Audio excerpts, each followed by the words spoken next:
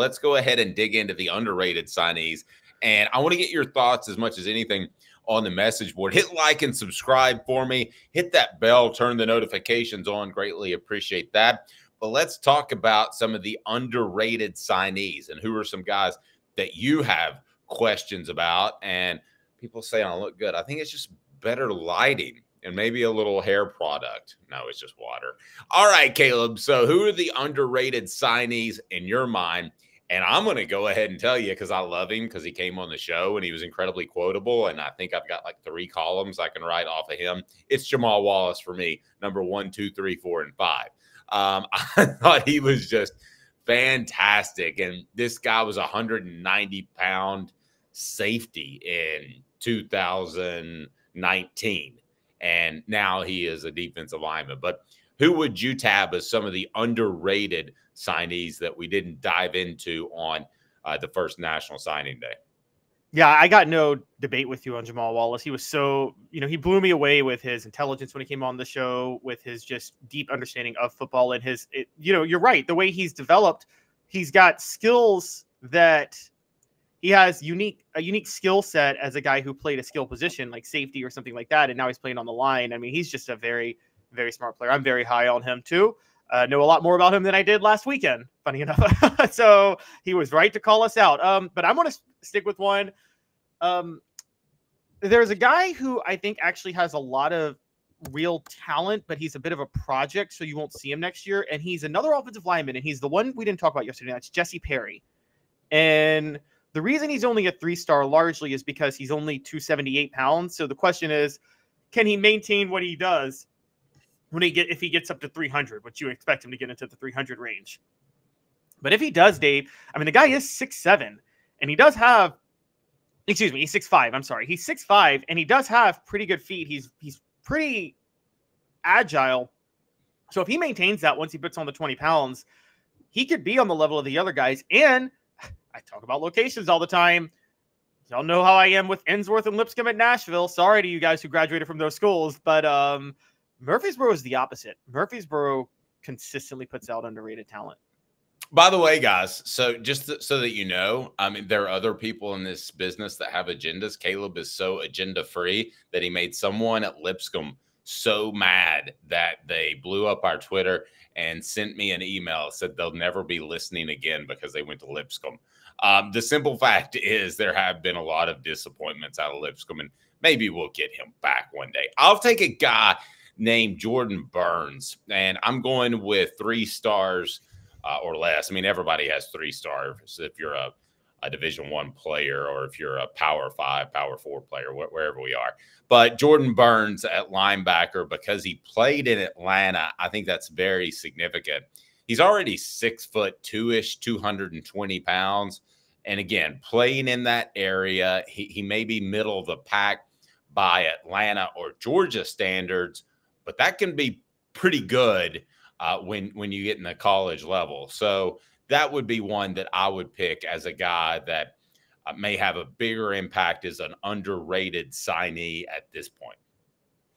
Notice 2 guys we picked, Dave, because you talked about this yesterday. Underrated guys from the Atlanta area that aren't offered by Georgia. When they come to Tennessee, they fall in love with Tennessee. Also, players in the middle to East Tennessee area that aren't as highly valued, when they go to Tennessee, they go because they love it. And I mean, well, the Knoxville kids naturally do that. Like Cooper Mays, and Jacob Warren, they loved playing for Tennessee. They'd go all out for Tennessee. But a lot of the Murfreesboro kids are the same way. So we're talking about 2 guys that they're at Tennessee because they're going to be super loyal to Tennessee for different reasons, but they want to be at Tennessee. And I think that's going to stand out a lot. And so I'm with you with Jordan Burns. The only reason I kind of held off Jordan Burns a little bit was he was a 4-star on Rivals, I believe, or was it 247?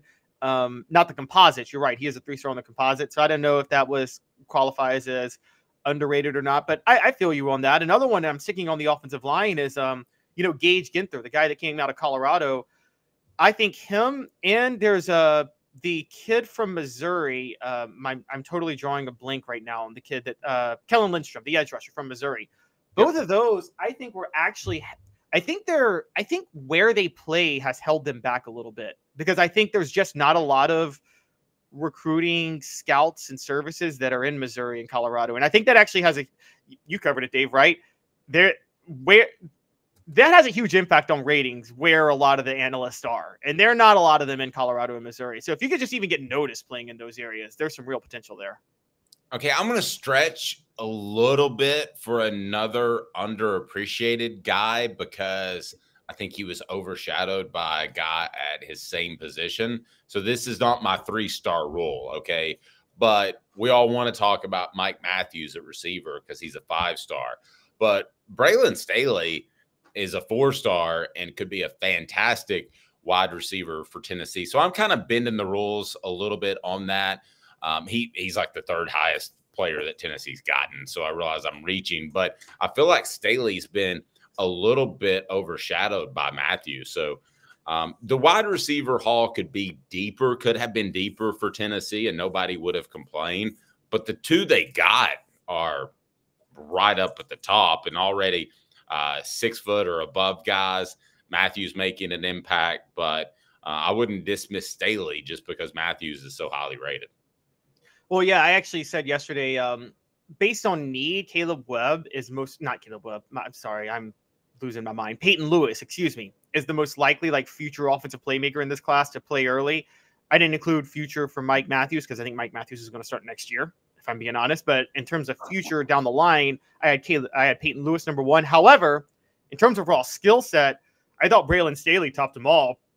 I just didn't see how he got into the roster next year. But, and we just saw this on the message board, it is very possible that he becomes that possession receiver opposite what Mike Matthews or Brew McCoy is going to be. And so it's not out of the realm for him to get onto the field next year. It's just Dante Thornton is there. Brew McCoy might come back.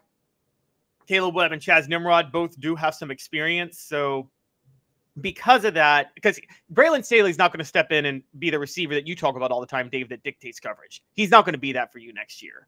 But no. And then the other spots are so locked in that it's hard for me to see him playing. But he could get on there for just raw skill. So he fits your mold if he starts next year. And that's not crazy to think that he might start next year. People commenting on my hair. I literally took water out of the sink and did this. That's all I did.